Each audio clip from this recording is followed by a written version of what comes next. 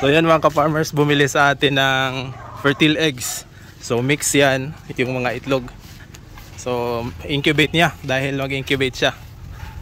So ito yung kita natin ngayong araw. So maraming salamat. Yan. So ito mga ka-farmers, may nagtatanong kung ilan ba yung ratio natin sa mixture natin ng breeder pellets at saka itong crack corn. Yan. So ang mixture natin mga ka-farmers para patukas sa ating manok ay yan. So ang ratio ng GMP at saka nitong crack corn ay 2 kilo nitong crack corn. Yan. Isang kalahati pa yon.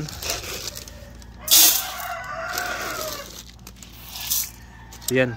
Ito 2 kilo ng GMP for breeder pellets at hahaluan natin yan ng 1 kilo nitong crack corn. So yan. Oh, sumobra. So yan mga ka-farmers, 1 kilo nito ng mais at 2 kilo nitong GMP for breeder pellets. Yan ang ating hahaluin. So bali 3 kilo lahat ito. Ito lang yung papakain natin sa mga manok natin. So mas marami yung breeder pellets kumpara sa crack corn. Pero ito ay gumagana naman dito sa pagpapakain ko ng mga manok. So yan lang. Pwede nyo nang gawin mga ka-farmers na 50-50. So 50% nitong breeder pellets at saka 50% naman ito ng crack corn. Bali 1 kilo nito at 1 kilo nito. Pwede nyo din yung gawin. So nakadepende yan sa inyo mga ka-farmers kung saan gumagana yung pagmix nyo ng patoka. Alright.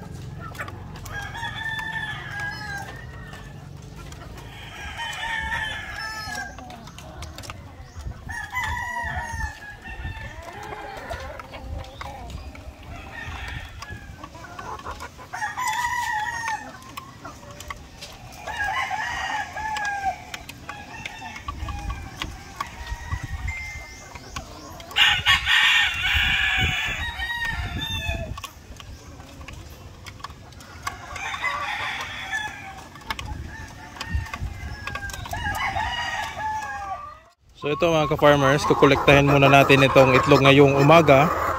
Yan. Mainit pa yung itlog. Lalagay lang natin dito. So titipon lang natin dito at mamaya na natin ito kukunin lahat. Yan o.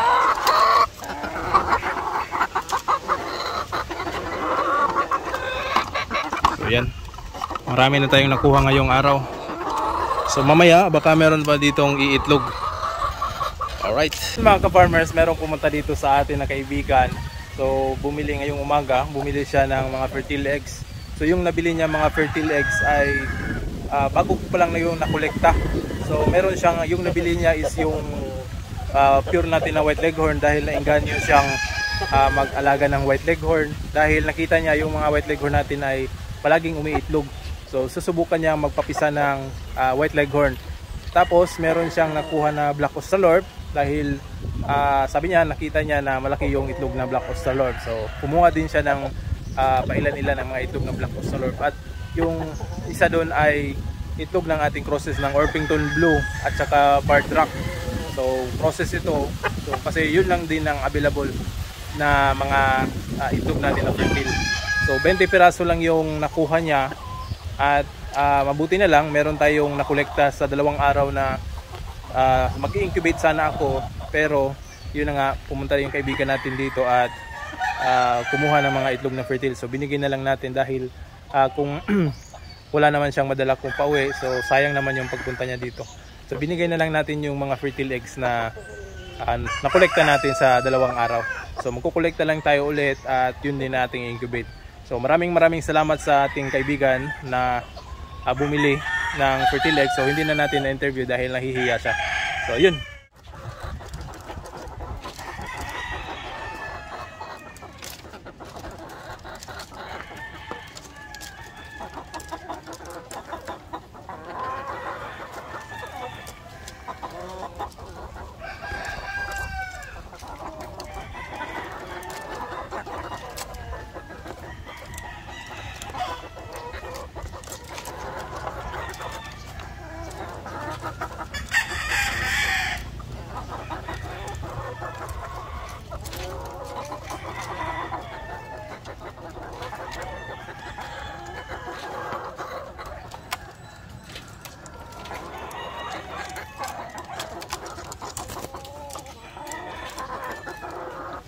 So ito mga ka-farmers, yung nakuha nating mga itlog ngayong araw.